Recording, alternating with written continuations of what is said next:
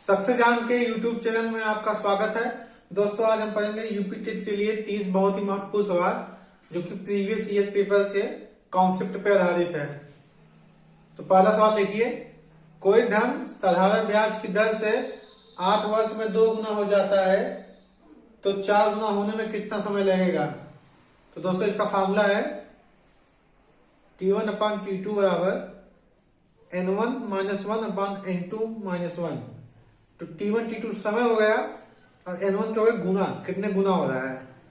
तो आप देखिए 8 वर्ष में T1 कितना हो गया 8 वर्ष और T2 आपसे पूछा है कितना समय लगेगा। N1 कितने गुना दिया है 2, तो आपका हो जाएगा 2 - 1। अब 4 गुना होने में कितना समय लगेगा, तो 4 है आपका N2 - 1, तो यहां से आ जाएगा 1/3। तो आप यहां से पक्षांतर करेंगे तो आपका आ जाएगा 8/T2 बराबर 1/3। तो यहां से T2 वैल्यू आ जाएगी क्रॉस मल्टीप्लाई 24, तो यहां से हो जाएगा 24 वर्ष। तो यही आपका आंसर है। तो अगला सवाल देखिए, 20 सेंटीमीटर भुजा वाले समबाहु त्रिभुज का क्षेत्रफल बताइए। तो आपको पता है कोई समबाहु त्रिभुज है जिसकी भुजा 1 सेंटीमीटर है तो उसका क्षेत्रफल होता था √3/4 इंटू भुजा स्क्वायर। तो आप देखिए यहाँ पे भुजा कितनी दी हुई, 20 सेंटीमीटर, तो आपका हो जाएगा √3/4, 20 का स्क्वायर मतलब 400। 20 का स्क्वायर करेंगे आप कितना आएगा 400। तो आप देखिए 400 में 400, फिर आपका आ जाएगा 100√3 सेंटीमीटर स्क्वायर।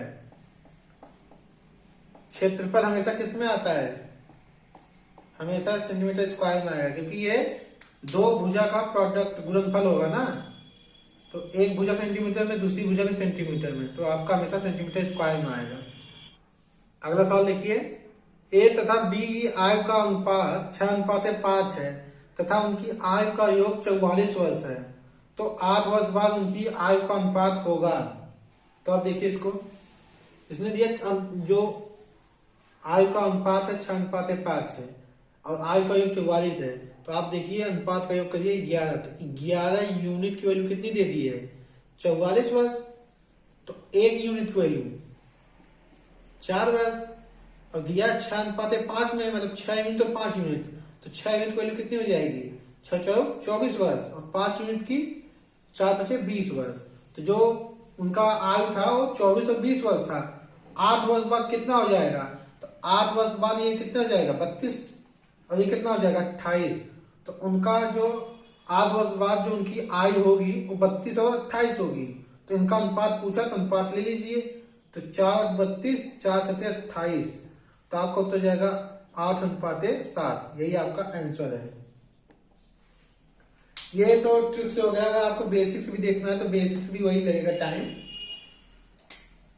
तो मान लीजिए जो अनुपात है वो 6x और 5x है उनकी आयु, तो 6x + 5x कितना दिया है 44। तो यहां से 11x कितना आ जाएगा 44, तो x कितना आ जाएगा 4 वर्ष। तो उनकी आयु कितनी हो जाएगी 4 × 24 और 4 × 20, वही बात हुई।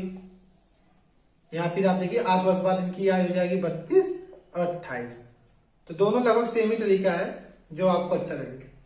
तो अगला सवाल देखिए, ये डायग्राम दिया हुआ है और आपसे एंगल ए पूछा है, तो एंगल ए की वैल्यू बताइए।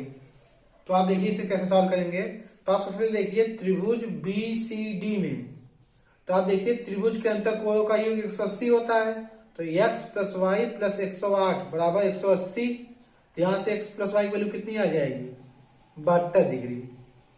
अब आपसे एंगल ए पूछा है तो आप इस बड़े वाले ट्राइंगल में देखिए त्रिभुज ACD में, तो एंगल ए प्लस इस एंगल को देखिए एंगल सी को, इसको आप एंगल 2x लिख सकते हैं, और एंगल डी को देखिए 2y, इसकी वैल्यू कितनी होगी 180।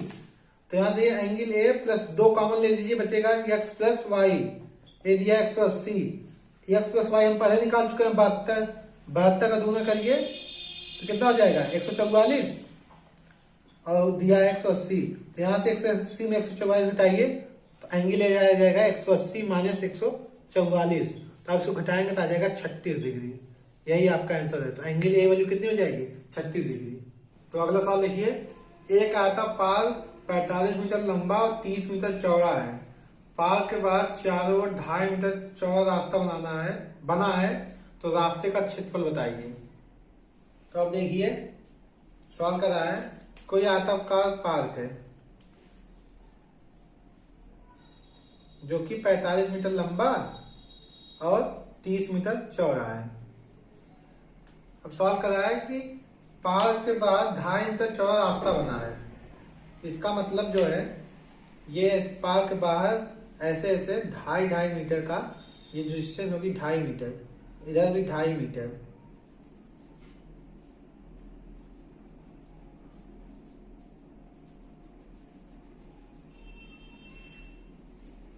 यहाँ देखिए ये डिस्टेंस जो होगी 2.5 मीटर, ये डिस्टेंस होगी 2.5 मीटर। यही रास्ता आपको बना हुआ है। तो उसने पूछा है रास्ते का क्षेत्रफल, यानी कि उसने सिर्फ इस क्षेत्र को पूछा है, केवल रास्ते का। आप ध्यान दीजिए पार्क का क्षेत्रफल उसमें नहीं आना चाहिए। तो आप क्या कीजिए, ये बड़ा वाला जो क्षेत्रफल निकाल के उसमें ये पार्क का क्षेत्रफल आप माइनस कर दीजिए, तो आपको रास्ते का क्षेत्रफल मिल जाएगा। तो बड़ा वाला जो है आपको आयत ही दिख रहा है। अगर मैं यहाँ नाम लिख दूं तो ABCD, ये आपको ABCD एक आयत दिख रहा है। तो आप बड़े वाले क्षेत्रफल का लंबाई और चौड़ाई निकाल लीजिए। तो बड़ा वाला जो आयत है, तो आप देखिए AB आप कैसे निकालेंगे इसकी लंबाई। तो आप देखिए AB पहले कितने था 45, ये 2.5 मीटर और ये 2.5 मीटर और बढ़ गया तो 45 प्लस 2.5 प्लस 2.5। और मैं AD की बात करूं यानी कि चौड़ाई की, ये आ गई लंबाई और ये आ गई चौड़ाई। AD कैसा था पहले कितना था 30, इतना और बढ़ गया 2.5, तो 30 प्लस 2.5 प्लस 2.5, तो ये हो जाएगा 50 और ये कितना हो जाएगा 35। तो ये आ गया बड़े वाले आयत का लंबाई चौड़ाई। तो आपसे पार्क की लंबाई क्षेत्रफल पूछा है, तो आप क्या कीजिए बड़े वाले में से छोटे वाला घटा लीजिए। तो बड़े वाले का क्षेत्रफल कितना आ गया 50 गुणे 35। इसमें आप क्या करिए, ये छोटा वाला क्षेत्रफल आप माइनस कर दीजिए, मतलब पार्क का, इसका हो जाएगा 45 गुणे 30। तो ये आपका हो जाएगा रास्ते का क्षेत्रफल। यही आपसे पूछा है। तो आप देखिए इसका गुणा करिए, 35 पंजे 175, 750 और 45 तिहाई 135, तो 1350। तो आप 1750 में से 1350 घटाइए, कितना आ जाएगा 400 मीटर स्क्वायर। क्षेत्रफल है हमेशा मीटर स्क्वायर में आएगा, तो यही आपका आंसर है। तो रास्ते का क्षेत्रफल आ जाएगा 400 मीटर स्क्वायर। अगला सवाल देखिए, 9 की पावर 2x माइनस 1 बराबर 2 की पावर 5 माइनस 5 हो तो x का मान बताइए। तो यहाँ पे देखिए जैसे ही पावर दिखे आपको, तो आपको ध्यान देना है आधार आपका सेम होना चाहिए, तभी आप तुलना कर सकते हैं दोनों पक्षों की। तो आपको सबसे पहले देखना होगा आधार सेम करिए। लेकिन आप देखिए यहाँ पे आधार 9 है, यहाँ पे आप देखिए 2 की पावर 5 माइनस 5 है। तो आप देखिए क्या यह आधार 9 में बन सकता है, हम देखते हैं। तो 2 की पावर 5 होता है 32 और माइनस 5 करिए कितना आ गया 27। 27 9 की पावर बन सकता है, नहीं बन सकता। लेकिन आप देखिए 9 को हम 3 की पावर में लिख सकते हैं और 27 को भी हम 3 की पावर में लिख सकते हैं। हाँ, तो हम इनका आधार 3 बना लेते हैं और फिर कंपेयर कर लेते हैं। तो आप देखिए 9 की पावर 2x है, इसको 3 की पावर बनाए तो 3 की पावर स्क्वायर हो जाएगा 9 और फिर पावर थी 2x माइनस 1 ये। और ये जो 27 आया 2 की पावर 5 माइनस 5, इसको हम 3 की पावर 3 लिख लीजिए। अब देखिए आधार सेम है तो पावर आपस में कंपेयर कर लिया जाएगा। यहां से जब हम कंपेयर करेंगे तो आ जाएगा 2 इंटू 2x माइनस 1 बराबर 3। तो यहां से आप देखिए 2x माइनस 1 बराबर 3/2। तो यहां से 2x बराबर क्या आ जाएगा, उधर जाएगा 5/2 और यहां से x बराबर क्या आ जाएगा 5/4। यही आपका आंसर है। तो आपके ध्यान है जैसे ही आपको पावर वाले क्वेश्चन मिले जिसके ऊपर पावर हो, तुरंत आप जानिए आपको आधार को सेम बनाना है, तभी आप तुलना करेंगे। अगला सवाल देखिए, दो संख्याओं का योग 36 है, उनके मध्य तथा लसा क्रमशः 3 और 105 हैं। तो उन दो संख्याओं के व्युत्क्रमों का योग बताइए।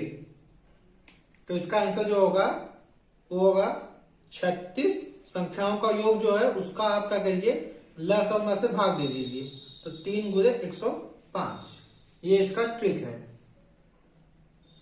3 बराबर में 36, 3 चौक 12, 3 35, तो 4 बटा 35 इसका आंसर है।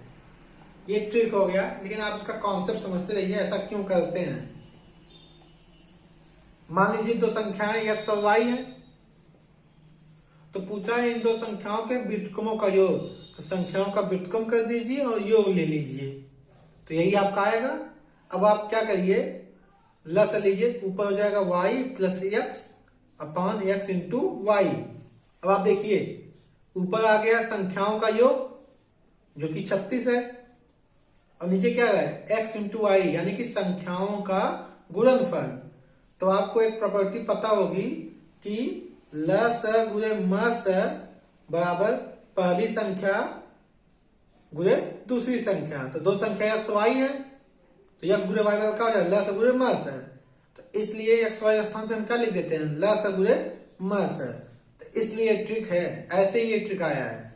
तो यहां से हो जाएगा x प्लस वाई अपान लस गुणे मस है, ये इसका ट्रिक है। तो संख्याओं का योग बटे लस गुणे मस है, उनके व्युत्क्रम का योग आ जाएगा। तो आप ट्रिक भी समझिए और उसका कॉन्सेप्ट भी समझिए। अगला सवाल देखिए, कोई आंकड़ा दिया हुआ है 31, 41, 28, 54, 34, 23, 27, 33, 35, 42 और इसका आपको परिसर ज्ञात करना है। परिसर मतलब रेंज इंग्लिश में। तो जो परिसर होता है वो होता है आंकड़े का सबसे बड़ा मान यानी कि मैक्सिमम मान और सबसे छोटा मान। सबसे बड़ा मान माइनस सबसे छोटा मान। तो इस आंकड़े में सबसे बड़ा वैल्यू क्या है, तो आप देखिए 54 और सबसे छोटी वैल्यू क्या है 23। तो 54 में 23, 4 में 3 गए, 5 में 2 गए 3, 31। तो 31 आंकड़े का परिसर है। तो हो जाएगी maximum value minus minimum value, सबसे बड़ी वैल्यू माइनस सबसे छोटी वैल्यू, यही होता है परिसर।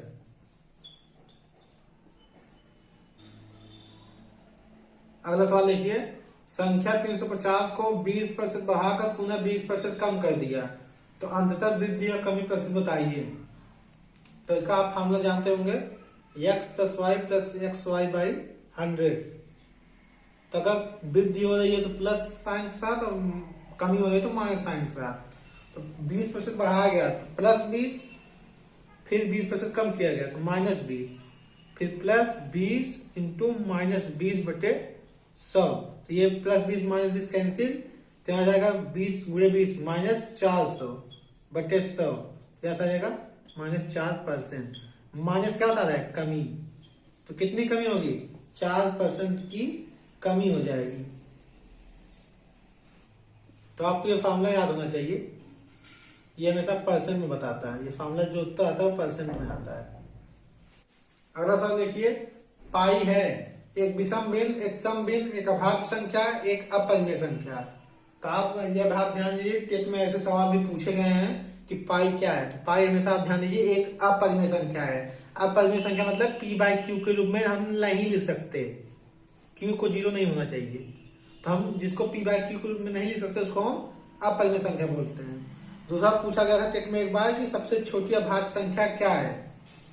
तो बहुत लोग जल्दबाजी में एक को मान चले जाते हैं, जो कि गलत है। अभाज्य संख्या होता है जिसके केवल 2 गुणनखंड हो, एक वो संख्या खुद और दूसरा उसका एक। जैसे हो गया 2, 3, 5, इनका देखिए 1, 2, 1, 3, 1, 5।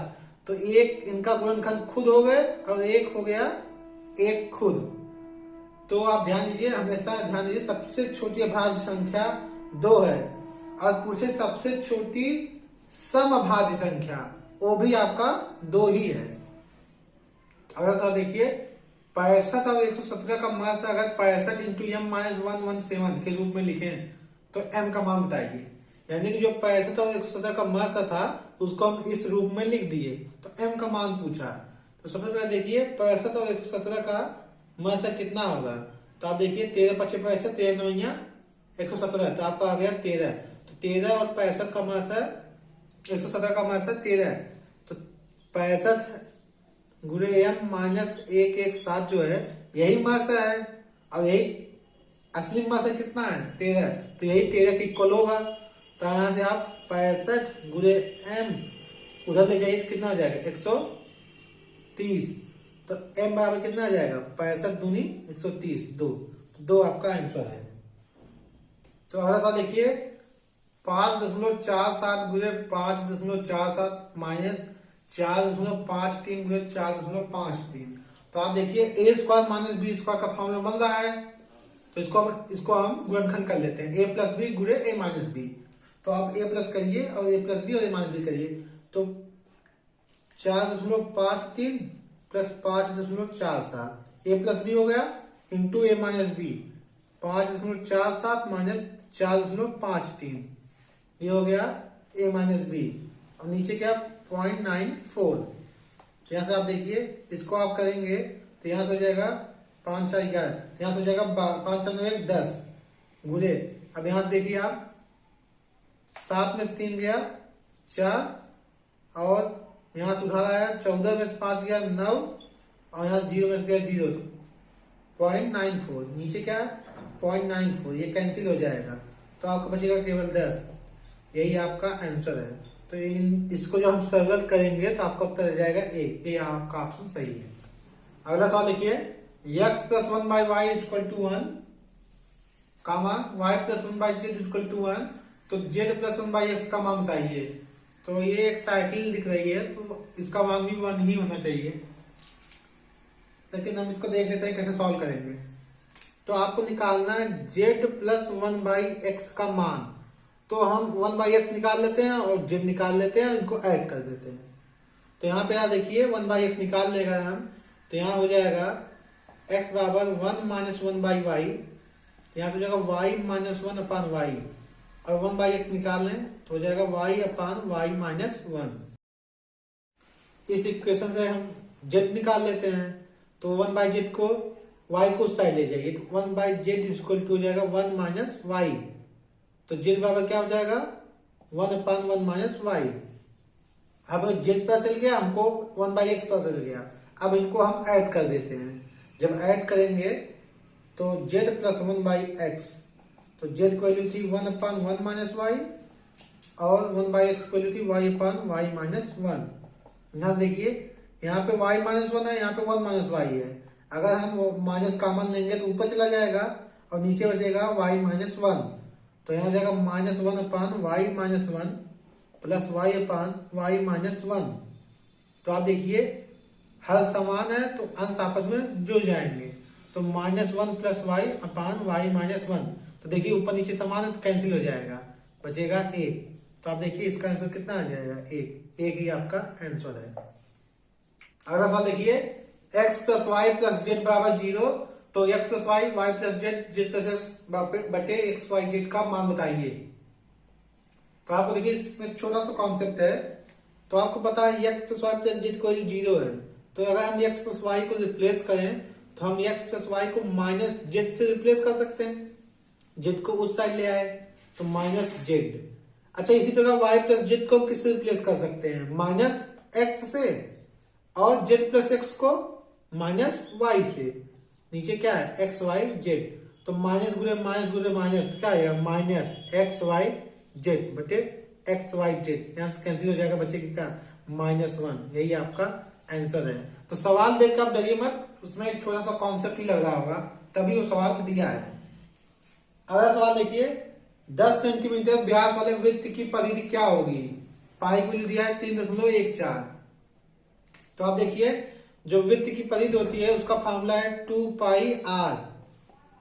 तो यहाँ पे r क्या है त्रिज्या, तो यहाँ पे दिया है व्यास, तो त्रिज्या क्या हो जाएगी व्यास का आधा 10/2 मतलब 5।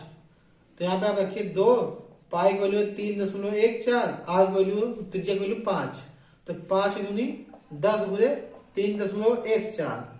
तो 10 से गुणा होगा तो 1 दाहिने साइड शिफ्ट हो जाएगा, तो हो जाएगा 31.4। परिधि है मतलब सेंटीमीटर। तो यही आपका वृत्त की परिधि आ गई 31.4 सेंटीमीटर। तो ऐसे ही छोटे छोटे सवाल आते हैं, लेकिन आपको फार्मूला पता होना चाहिए और आपको पता होना चाहिए यहाँ पे त्रिज्या है न कि व्यास है। कुछ लोग जल्दीबाजी में व्यास की वैल्यू ही रख देते हैं।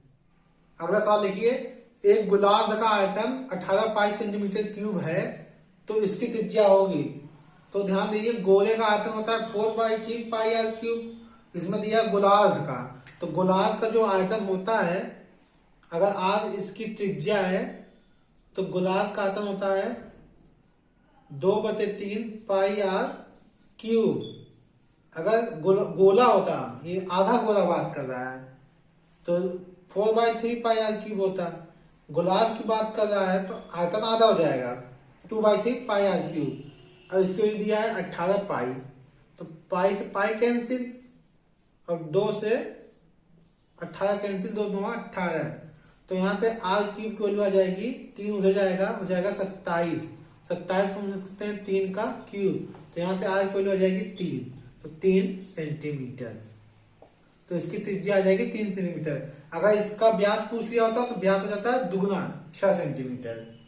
अगला सवाल लिखिए, एक गांव में 750 लोग हैं, उसमें से 50 लोग निरक्षर हैं, तो गांव की साक्षरता का प्रतिशत बताइए। तो कहा है गांव में 750 लोग हैं, उसमें 50 लोग क्या हैं, निरक्षर मतलब साक्षर नहीं है। तो साक्षरता का प्रतिशत पूछा है गांव का। तो साक्षर कितने लोग हैं, तो साक्षर हैं 700 लोग। 750 माइनस 50 कितना हो जाएगा 700। अब ये साक्षरता प्रतिशत गांव को बताना है, तो कितने लोग साक्षर हैं 700। कुल जनसंख्या कितनी है गांव की 750 गुणे 100, यही आपका आ जाएगा साक्षरता का प्रतिशत। तो यहां से देखिए 1 शून्य कट गया, 25 × 75, 25 चौका 100, तो 280/3। तो यहाँ देखिए 3 9 27, 3 3 9, 3%। यही आपका साक्षरता का प्रतिशत है, यही आपका आंसर है। तो अगला सवाल देखिए, किसी कोण के कोण पूरक और समपूरक कोण का अनुपात 1:4 है, तो उस कोण का मान बताइए। तो ऐसे सवाल मानिए वो कोण क्या है, x है, तो इसका कोण पूरक क्या होगा 90 - x, और इसका समपूरक क्या होगा 180 - x। तो इसने दिया, इनका अनुपात दिया है, तो हम सीधे फार्मूला रख देंगे।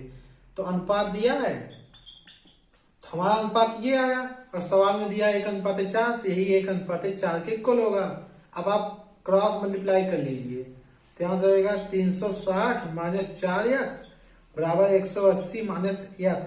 तो 4x उधर जाएगा, हो जाएगा प्लस 4x में से माइनस x गया तो 3x, और 180 इधर आएगा तो बचेगा 360 - 180 मतलब 180। तो यहाँ से x की वैल्यू कितनी आ जाएगी 6 × 18 180, तो वैल्यू कितनी हो जाएगी 60 डिग्री। तो एंगल कितना होगा 60। अगला सवाल लिखिए, दो संख्याओं का लसागु 2211 तथा मसागु 30 है तथा एक संख्या 201 है, तो दूसरी संख्या बताइए। तो एक फार्मूला है आपका, आप याद रखिए, लसागु गुणे मसागु बराबर पहली संख्या गुणे दूसरी संख्या। तो आपसे दूसरी संख्या पूछा है, तो लसागु है 2211, मसागु है 30 बटे क्या आ जाएगा पहली संख्या 201। आप इसको सॉल्व कर लीजिए, सॉल्व करिए। तो आप देखिए 2 2 4, 1 5 1 6 और 2 1 3, तो ये 3 से कट जाएगा। तो 3 6 18, 3 7 21, और यहाँ जाएगा 3 7 21, 11 3 3 9, 3 7 21। फिर यहाँ पे आप देखिए 67, 67 एकम 67, 6 73, और फिर एक और 11, तो 11 से कट जाएगा। फिर बचेगा 11 गुणे 30, यहाँ से आ जाएगा 11 33, 330। यही आपका आंसर है। तो दूसरी संख्या होगी 330। अगला सवाल लिखिए, एक संख्या का 4/5 भाग 64 है, तो संख्या का आधा कितना होगा। तो बहुत ही आसान सा सवाल है, लेकिन ऐसे सवाल भी आते रहते हैं। सारे सवाल टफ नहीं होते हैं, कुछ कुछ सवाल ही टफ होते हैं, बाकी सबका ऐसे ही आते हैं। तो संख्या का 4/5 लिखी, मान लो संख्या x है, उसका 4/5 भाग क्या दिया है 64। तो यहाँ देखिए 4 16 में और 16/5 80, तो संख्या कितनी आ गई 80। इसका आधा पूछा है तो 80 का आधा कितना हो जाएगा 40। यही आपका आंसर है। तो ऐसे सवाल भी। अगला सवाल देखिए, एक 25 सेंटीमीटर सीढ़ी दीवार पर टिकी है। सीढ़ी का जो निचला सिरा है जमीन से 7 सेंटीमीटर की दूरी पे है, जमीन पर दीवार से। तो सीढ़ी का शीर्ष जो है अगर 4 सेंटीमीटर नीचे खिसकेगा तो सीढ़ी का निचला सिरा कितना खिसकेगा। मतलब कर रहा है ये कोई दीवार है, इस पे एक सीढ़ी ऐसे रुकी हुई थी और जो सीढ़ी की लंबाई है वो है 25 सेंटीमीटर और सीढ़ी का जो निचला सिरा है वो 7 सेंटीमीटर है, दीवार से 7 सेंटीमीटर। अब क्या कर रहा है, जो सीढ़ी का ऊपरी सिरा है वो 4 सेंटीमीटर नीचे खिसकता है, मतलब वो अब यहाँ कहीं आ गया। तो जायज बात है ये आधार पे जो जमीन पे है सिरा वो आगे खिसकेगा। तो पूछ रहा है कितना खिसकेगा, तो यही आपको x बताना है। तो अब ध्यान दीजिए कितना भी नीचे खिसके जो सीढ़ी की लंबाई होगी वो तो नहीं बदलेगी, सीढ़ी की लंबाई तो हमेशा वही होगी। जब पहले सीढ़ी ऐसे रुकी हुई थी दीवार पे तो हमको पता था ये दूरी थी 7 और ये दूरी थी 25। तो यहां से हम पाइथागोरस लगा सकते हैं और हम ये ऊंचाई निकाल सकते हैं। तो 25 है 7 है तो ऊंचाई कितनी आ जाएगी। अगर आपको ट्रायंगल याद हो तो हमेशा आपको याद हो ज्यादा बढ़िया है। आपको ये है 24 7 और 25 का जो राइट एंगल ट्रायंगल बनता है समकोण त्रिभुज। नहीं याद है तो आप याद करिए, 25 का स्क्वायर में से 7 का स्क्वायर घटाइए तो 625 माइनस 49, तो यहां से आ जाएगा 576। और देखिए 576 किसका स्क्वायर रूट है 24 का, तो 24 इसकी हाइट आ गई। तो ये आप याद रखिए, कुछ बेसिक हैं जिनको आपको याद रखना होता है, जैसे 3 4 5 5 12 13, ऐसे 24 7 25, ऐसे ही 5 6 हैं, सबको याद रखिए आप। ये 3 पेयर बोले जाते हैं, हमेशा याद रखिए इनको।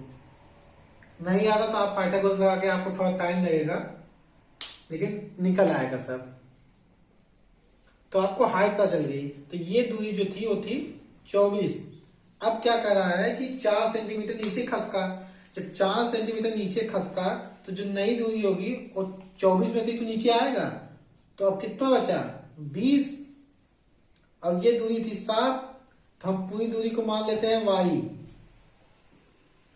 और ये दूरी 25। सीढ़ी की लंबाई तो बदलने वाली नहीं है तो हम y निकाल लेते हैं, y में से 7 माइनस कर लेंगे तो वही हो जाएगा x। कितना वो नीचे वाला सिरा खिसकेगा। तो आप देखिए यहां से 25 के स्क्वायर में से अगर हम 20 का स्क्वायर माइनस कर दें तो हमें y स्क्वायर पता चल जाएगा। तो y वैल्यू कितनी आ जाएगी 625 माइनस 400 मतलब 225 y स्क्वायर। तो y वैल्यू कितनी आ जाएगी 15। तो y आ गया 15। तो 7 तो पहले था, ये बढ़ा कितना जितना हो खिसका x, तो x बराबर कितना आ जाएगा 15 माइनस 7 तो बराबर 8। तो 8 सेंटीमीटर खिसकेगा। तो अगर ऊपर वाला 4 सेंटीमीटर खिसका तो नीचे वाला 8 सेंटीमीटर खिसकेगा। आप यहां मत कीजिए दुगुना खिसकेगा, ये तो ऐसा बना के दुगुना आ रहा है। आपको इसमें सिर्फ पाइथागोरस थ्योरम लगानी है, लंब का स्क्वायर, आधार का स्क्वायर और कर्ण का स्क्वायर, आपको यही यूज करना है। सवाल देखने में लंबा लग रहा है लेकिन है नहीं, आप आसानी से सॉल्व कर लेंगे।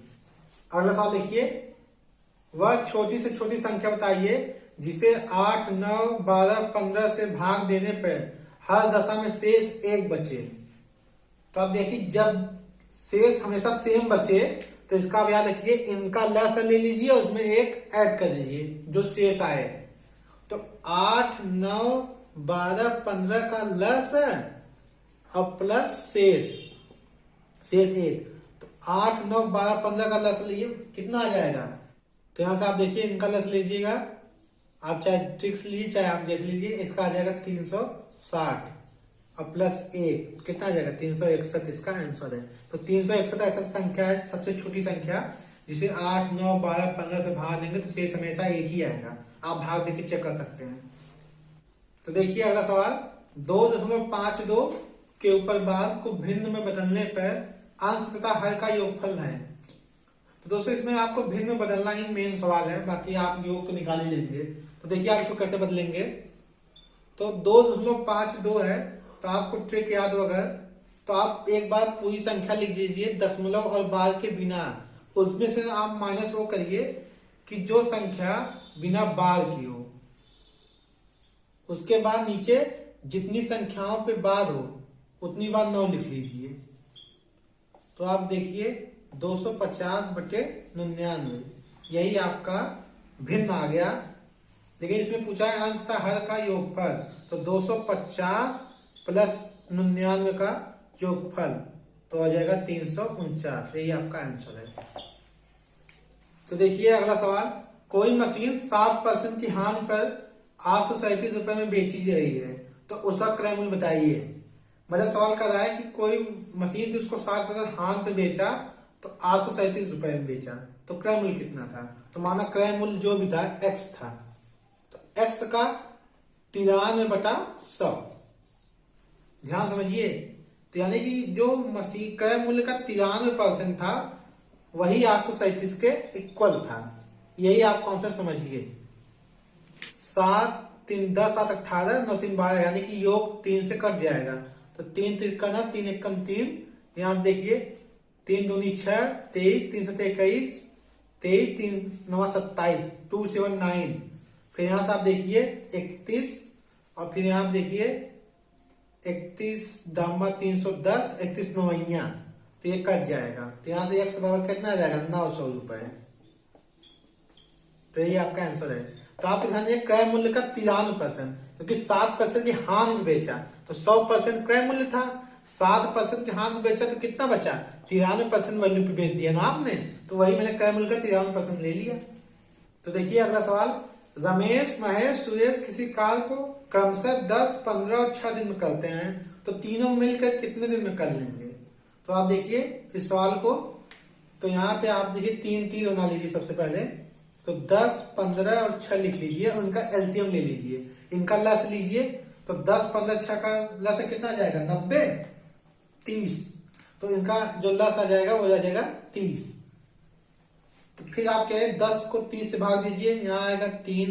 15 को 30 से भाग दीजिए, यहाँ आएगा 2। और 6 को 30 से भाग दीजिए, यहाँ आएगा 5। तो तीनों मिलके कितने दिन कर लेंगे। तो जो लस आया उसको लिख लीजिए, और फिर जो ये आया इसको जोड़कर इससे भाग दे दीजिए। तो 5, 2, 7, 3, 10। 10 आया, 10 भागे 30 का कितना जाएगा 3। 3 दिन में ये समाप्त कर देंगे मिलके। अगला सवाल देखिए, एक बहुभुज में 35 विकर्ण है, बहुभुज की भुजाओं की संख्या बताइए। तो आप देखिए आपको विकर्ण का फार्मूला, किसी बहुभुज के विकर्ण का फार्मूला होता है, मान लो n भुजाओं वाला बहुभुज है, तो उसमें विकर्ण का जो फार्मूला होता है n-1/2 -n। तो सवाल दिया है ये 35 के इक्वल है। फिर यहां से आप सॉल्व करिए, तो यहां से हो जाएगा n² - n/2 -n बराबर 35। तो यहां से आप करिए n² - 2n, तो यहां हो जाएगा -3n, और 35 दूना 70, 70 उस साइड होगा, इधर लाएंगे तो आपका हो जाएगा -70। तो आप इसको गुणनखंड कर लीजिए। तो यहाँ पे -3 गुणा करने पे -70 और ऐड करने पे -3, तो आपको 10, 7। तो इसका हो जाएगा n - 10 और n + 7। तो इसका जब आप फैक्टर करेंगे यही आएगा। तो यहाँ से n की वैल्यू आ जाएगी 10 और n की वैल्यू आ जाएगी -7। तो भुजा की संख्या माइनस हो नहीं सकती, तो इसका आंसर हो जाएगा 10। तो बहुभुज की भुजाओं की संख्या कितनी हो जाएगी 10। अगला सवाल देखिए, यदि y + 1/4y = 1 हो तो 8y³ + 1/8y³ का मान बताइए।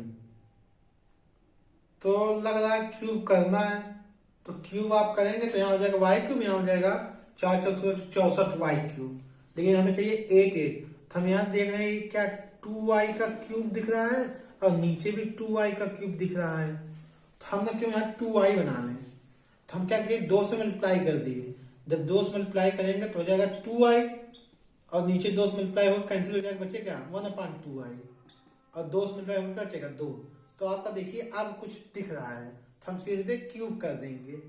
तो जब आप 2y प्लस 1/2y का क्यूब करेंगे तो हो जाएगा 8y cube plus 1/8y cube.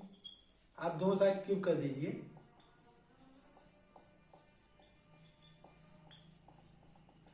Plus 3ab, तो 3 into 2y into 1/2y cancel हो जाएगा, और a प्लस b बराबर दिया है 2 का क्यूब मतलब 8। तो आपको ये वैल्यू निकालनी है, तो आप देखिए, तो इसको वैल्यू निकालनी है। ऐसा इसके स्थान हम क्या लिख सकते हैं, 3 into 2y plus 1/2y value कितनी थी 2 बराबर 8, और ये वैल्यू 7 प्लस करेंगे तो 8 माइनस 6, तो यहां से आ जाएगा 8y plus y cube value जाएगी 8 माइनस 6 मतलब 2। इसका आंसर आ जाएगा 2, यही आपका आंसर है। अगला सवाल देखिए, एक व्यक्ति के मासिक वेतन में 20% कमी की गई, अब मूल वेतन पुनः देने के लिए कितने % की वृद्धि की जाए। मतलब एक व्यक्ति का मासिक वेतन में 20% कमी कर दी गई है, अब वापस हम कितना बढ़ा दें कि उसका मूल वेतन इक्वल पहले जैसा हो जाए। तो कोई दिक्कत नहीं है, तो 20% वैल्यू कितनी होती है, अगर भिन्न में लिखें 1/5, यानी कि पहले उसका वेतन 5 था तो उसको कम करके कितना कर दिया 4। अब क्या करना है, कितना बढ़ाना है कि उसका वेतन 4 से कितना हो जाए वापस 5, तो कितना बढ़ाना है, एक कितने पे 4 पे, तो गुणे सब कर लीजिए, तो यहां से आ जाएगा 25। तो 25% आप बढ़ा देंगे तो वापस उसका मूल वेतन वही हो जाएगा, तो 25% इसका आंसर है। अगला सवाल देखिए, 4 सेबों का क्रय मूल्य 5 सेबों के विक्रय मूल्य के बराबर है, तो लाभ या हानि प्रतिशत बताइए।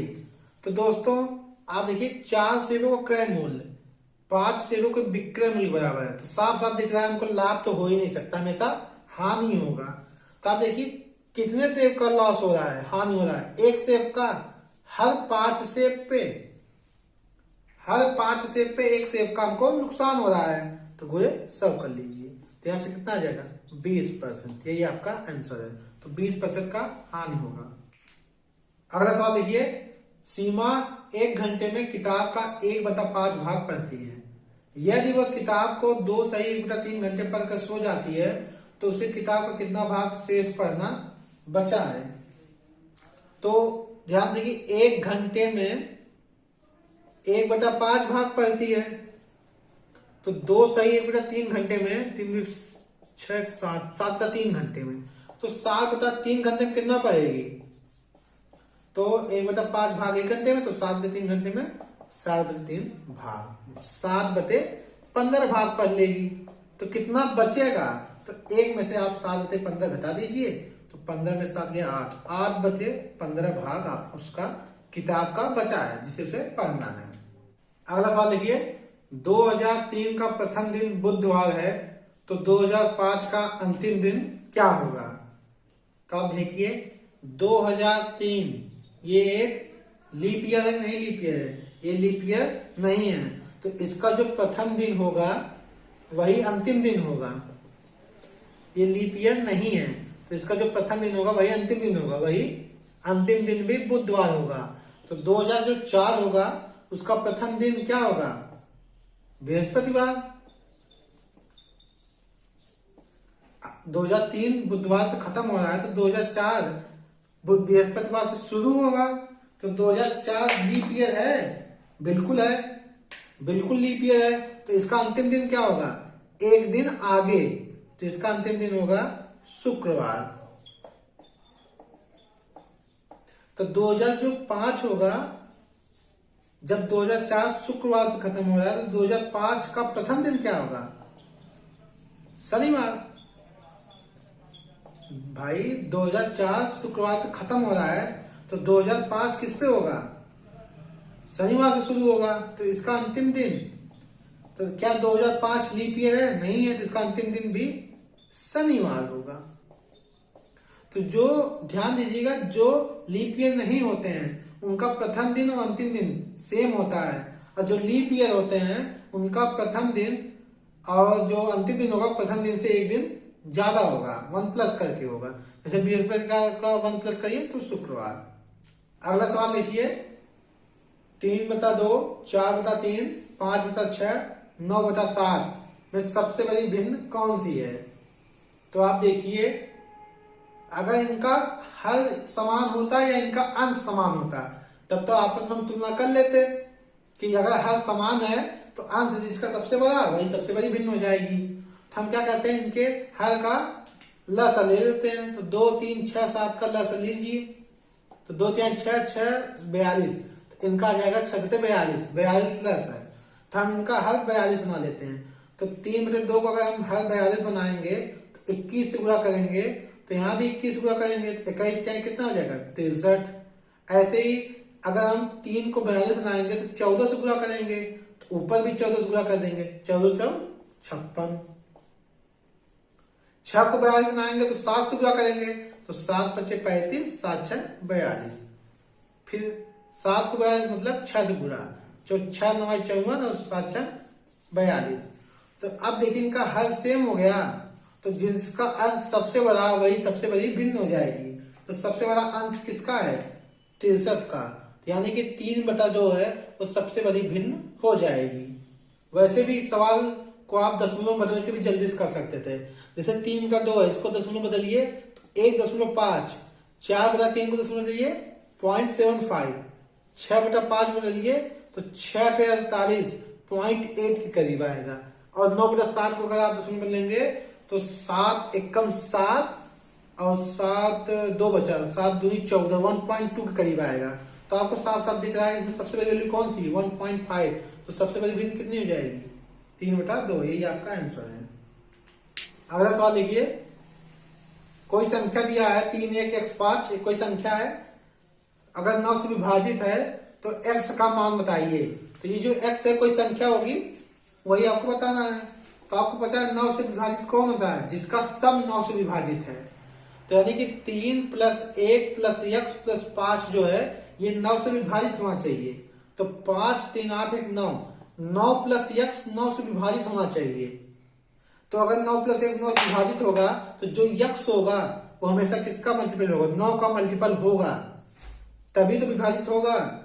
तो अगर यहाँ पे ऑप्शन होता तो 9 इसका आंसर हो जाता। ऑप्शन जैसे मान लीजिए ऑप्शन होता क्योंकि ये 9 का मल्टीपल इसका आंसर होगा।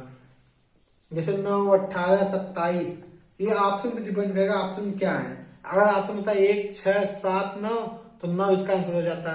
अगर ऑप्शन होता 11 13 17 और 27 तो आपका 27 आंसर होता, क्योंकि 9 का मल्टीपल चाहिए तभी तो सम जो होगा 9 से विभाजित होगा। तो बस आज के लिए इतना ही। जय हिंद।